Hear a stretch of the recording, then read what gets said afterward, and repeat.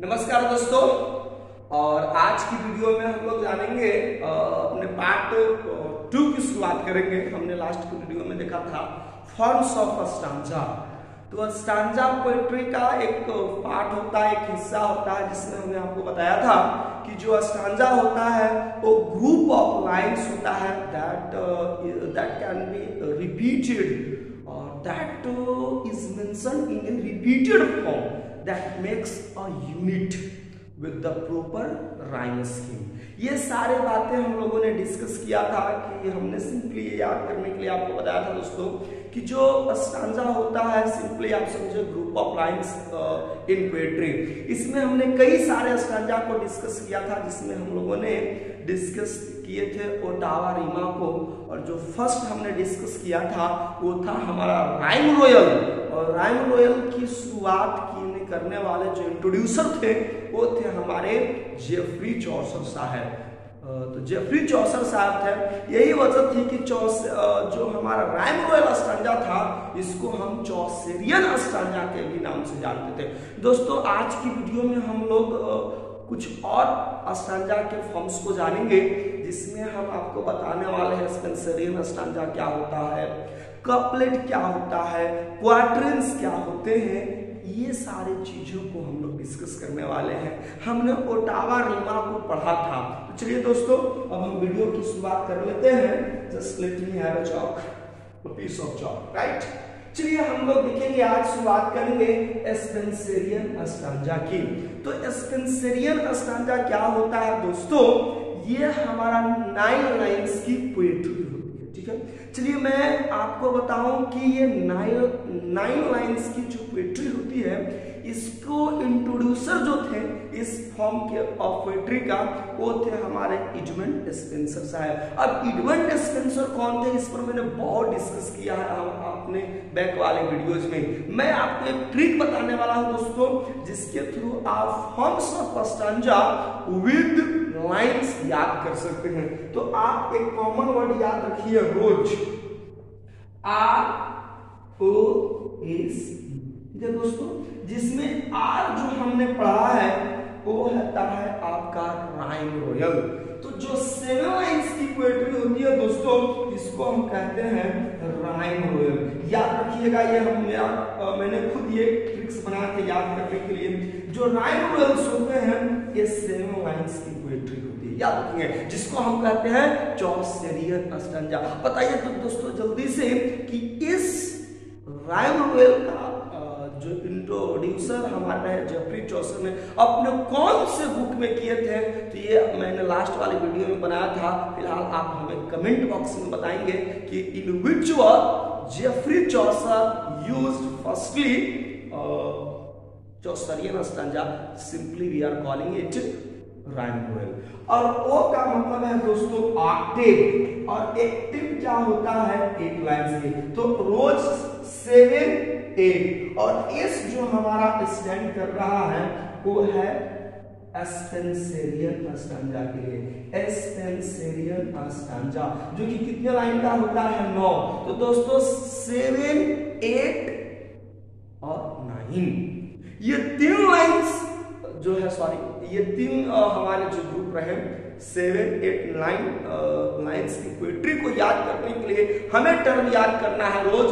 R for rhyme royal having 7 lines poetry, O for octave of 8 lines poetry, S stands for 9 line poetry that we called Spenserian stanza। यदि हम 6 की बात करें तो मैंने discuss किया सोनेट रेसिस्टेड।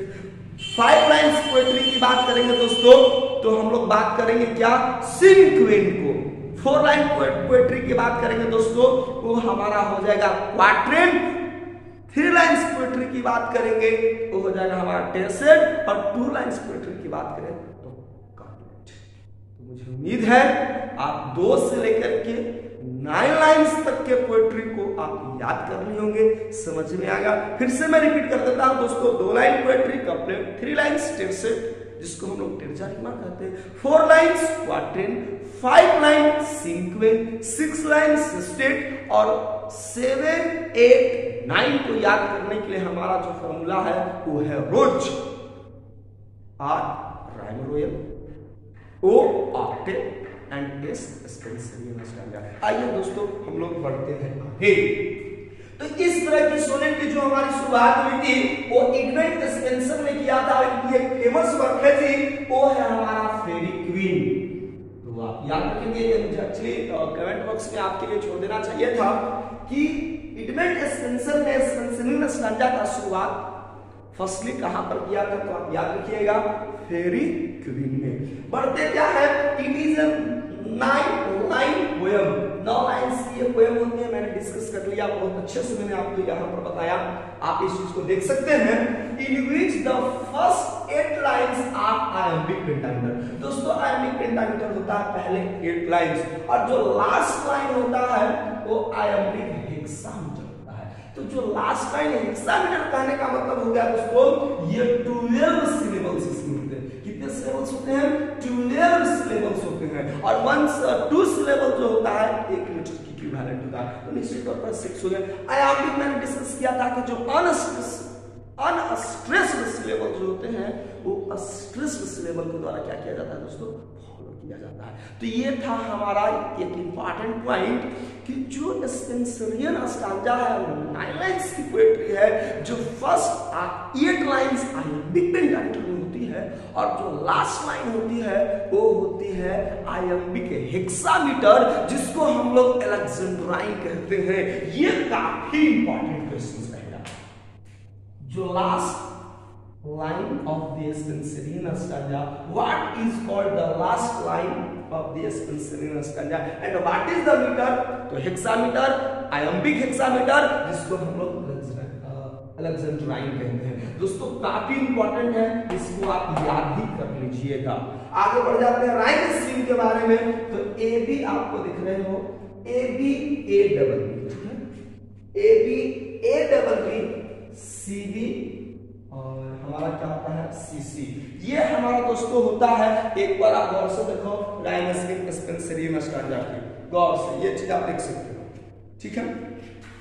अब जो हमारा क्या होगा, फिर से एक बार रिपीट कर देता हूं, A B A double B means first rhyme scheme match करेगा थर्ड से, सेकेंड वाला मैच करेगा आपका दोस्तों फोर्थ से, और सेकेंड ही रिपीटेड होंगे फिफ्थ से, और फिर हमारा एक स्टेप बढ़ेगा सी होगा, ठीक है, और फिर जो सेकेंड वाला है वो आपके नेक्स्ट में आ जाएंगे, और ये आपके रिपीटेड होंगे लास्ट 2 लाइन। याद रखना है कि जो लास्ट लाइन होता है वो हेक्सामीटर का होता है, जिसको हम लोग अलेक्जेंड्राइन कहते हैं। बात कर ले दोस्तों कौन कौन से ऐसे राइटर थे जिसने स्पेंसरियन स्टैंजा का इस्तेमाल किया। तो पहले तो खुद एडमंड स्पेंसर साहब भी हो जाएंगे, इंग्लिश पोएट है, आपको पता है फेरी क्वीन में। और अन्य की बात करेंगे तो लेट रोमांटिक के जॉन कीट्स बड़ा नाम आएगा, जिनकी एक फेमस रचना है the Eve of Saint Agnes, और ये जो सेंट एग्नेस जो पब्लिकेशन हुआ था 1820 ईस्वी में हुआ था, 1820 में। कैसे याद रखेंगे, तो हम लोगों ने कीट्स को पढ़ा है अपने बैक वीडियोज में, पिछले लास्ट वीडियोज में, जहां पर हमने क्या देखा था कि जो सोनेट्स उन्होंने लिखे थे इनकी पब्लिकेशन 1819 में हुई थी, और the Eve of Saint Agnes Lamia जो है उनकी और भी फेमस वर्क है वो 1820 में पब्लिश हुई थी। याद रखना दोस्तों, जॉन कीट्स स्पेंसरियन स्टैंजा का इस्तेमाल किया, वर्क वो कौन सी है, वो है the Eve of Saint Agnes. हम बात करेंगे जेम्स थॉमस की। तो जेम्स जो हमारे थॉमस साहब जो होंगे, जेम्स थॉमस साहब, इन्होंने एक वर्क लिखा है the castle of indolence. The castle of indolence का जो पब्लिकेशन हुआ है दोस्तों, ये हुआ है 1748 में, 1748 ईस्वी में इस बुक का इस्तेमाल हुआ है, और जो कि स्पेंसरियन स्टैंजा में क्या किया गया है, लिखा गया है।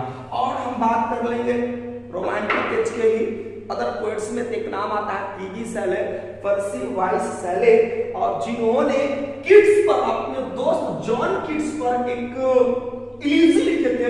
इलीजी दोस्तों क्या होता है, एक मॉर्नफुल पोयम होता है।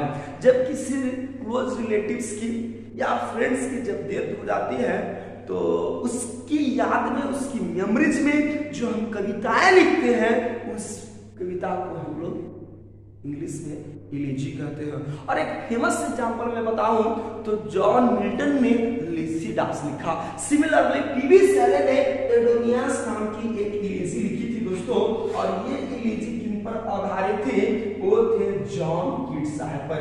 याद रखेंगे इस पॉइंट पर कि एडोनियस किस पर लिखा गया है, तो जॉन किट्स पे किसने लिखा है, टीडी शैले ने। अब बात करेंगे दोस्तों पब्लिश होने की, तो यह जो बुक पब्लिश हुई थी वो पब्लिश हमारी हुई थी आपको 1832 में। ठीक है, ये चीजें हम लोगों को याद रहेगा। और एक इंपॉर्टेंट और बातें कर लेंगे, अल्फ्रेड लॉर्ड टेनिसन जिन्होंने एक फेमस पोएम लिखे थे द ब्रूक नाम की। ठीक है दोस्तों, और इन्होंने द लोटस पीटर्स बुक में लिखे थे। और ये जो हमारे राइटर थे और इन्होंने द लोटस पीटर्स में स्पेंसरियन आस्ट्रांजा का इस्तेमाल किए थे। दोस्तों आपने देखा Edmund Spenser, John Keats, James Thomson, TD Shelley और ये सारे जो राइटर थे, अल्फ्रेड लॉर्ड टेनिसन, जिन्होंने अपनी रचनाओं में अपनी कंपोजिशंस में इसका इस्तेमाल किया स्पेंसरियन आस्ट्रांजा के। चलिए अगले फॉर्म्स की ओर हम लोग बढ़ते हैं। तो जो हमारा दिखाई देता है 3 लाइन की पोएट्री, जिसको हम कहते हैं दोस्तों तेरजा रिमा। तेरजा रिमा को हम और क्या कहते हैं, टेरसेट। और जापानीज में इसको हम लोग कहते हैं दोस्तों हैक्यू, HARKU। ये 3 लाइंस की पोएट्री होती है। It is composed of tercet. देखिए लिखा हुआ है यहाँ पर, which are linked in that each is joined to the one following by a common rhyme। वे लोग एक खास तरह से ये लोग लिखे जाते हैं जो एक दूसरे से वे लोग इस तरह से जुड़े होते हैं कि एक खास तरह के कॉमन राइम से वो क्या करते हैं, लिंक्ड होता है, जुड़ाव होता है। और राइम स्कीम दोस्तों हम इसकी बात करेंगे तो ए बी देख रहे हैं ना, ए बी के साथ फिर बी है, फिर बी सी बी देख रहे हैं ऑर्डर, ए बी ए और बी सी बी और अगला होता है सी डी सी। तो आप इसके राइम स्कीम पर गौर करिए, डिफिनेशन और से आप समझ सकते हैं दोस्तों। Each is joint to one, एक दूसरे से इस तरह से ज्वाइन होता है following by a common rhyme scheme. आपने क्या देखा कि ए रिपीटेड हो रहा है फर्स्ट सेकंड में, बी जो है अगला स्टैंजा में रिपीटेड हो रहा है, बीच वाला कोई और राइम स्कीम है, जो लास्ट स्टैंजा है वो भी क्या कर रहा है, रिपीटेड हो रहा है, मिडिल वाला राइम स्कीम अलग है। तो ये था हमारा तेरजा रिमा, जिसको हम लोग कहते हैं टेरसेट। मैं आपको बिगनिंग में ही बताया था टेरसेट क्या होता है। दोस्तों बात कर लेंगे इस तरह के टेरजा रिमा को लिखने में। तो अभी हमने एक बात नाम किया था, टीडी शैले पर हम लोगों ने डिस्कस किया, टीडी शैले। और टीडी शैले की एक पोएम है द वेस्टवाइन। दोस्तों ओड टू दी वेस्टवाइन। अरे दोस्तों आपको नहीं पता है कि ओड क्या होता है, तो मैंने ओड पर आपको वीडियो बनाया है। ओड क्या होता है, ओड के कितने काइंड्स होते हैं, आप जाकर वो वाला वीडियो देख सकते हैं। तो और बात कर लेंगे odd to the वेस्टवाइन, TD Shelley के द्वारा ये लिखी गई पोएम है। और इस पोएम में उन्होंने तेरजा रिमा का खूब इस्तेमाल किया है। जॉन मिल्टन को हम पकड़ते हैं पोएट्री राइटर में, रॉबर्ट ब्राउनिंग, टीएस इलियट, ये सारे अन्य हमारे इंग्लिश पोएट्स हुए जिन्होंने तेरजा रिमा का क्या किया है, इस्तेमाल किया है। एक और तरह के हम लोग फॉर्म्स ऑफ स्टैंजा की बात करेंगे दोस्तों, वो होता है हमारा कपलेट। तो कपलेट क्या होता है कि जनरली 2 लाइंस की पोएम होती है जो मोस्ट ऑफन आयम्बिक पेंटामीटर में क्या की जाती है, लिखी जाती है। आइए थोड़ी सी डिस्कशन कर लेते हैं। और ये जो हमारा चलिए क्वार्टेट को हमने डिस्कस किया था, और कपलेट को मैंने डिस्कस किया। एक और हम आपको बताते हैं जिसको कहते हैं क्वार्टेट। तो क्वार्टेट क्या होती है दोस्तों, ये 4 लाइंस की पोएट्री होती है। और हमने देखा था सोनेट वाले में। तो आइए आपसे बातें करते हैं। The 4 lines stanza employed with the various meters and rhyme schemes that is the most common in English literature। ये हमारा इंग्लिश लिटरेचर में और इंग्लिश पोएट्री में कॉमन होती है। 4 लाइंस की पोएट्री होती है, वेरियस मीटर्स होते हैं, राइम स्कीम्स होते हैं। और दोस्तों अभी हम लोग हिंदी में बात कर लेंगे तो इस क्वार्टेट का नाम क्या होता है, चौपाई। तो हमारे यहाँ बहुत सारे हिंदी जो कवि पोइट्स हुए वो चौपाई का इस्तेमाल करते थे अपनी रचनाओं में। तो उम्मीद करते हैं दोस्तों आज का भी ये सेशन आपके लिए काफ़ी इंफॉर्मेटिव रहा होगा, काफ़ी आपके लिए नॉलेज पर लिटरेचर पॉइंट ऑफ व्यू से देखा जाए तो कहीं ना कहीं आपके लिए यूजफुल है।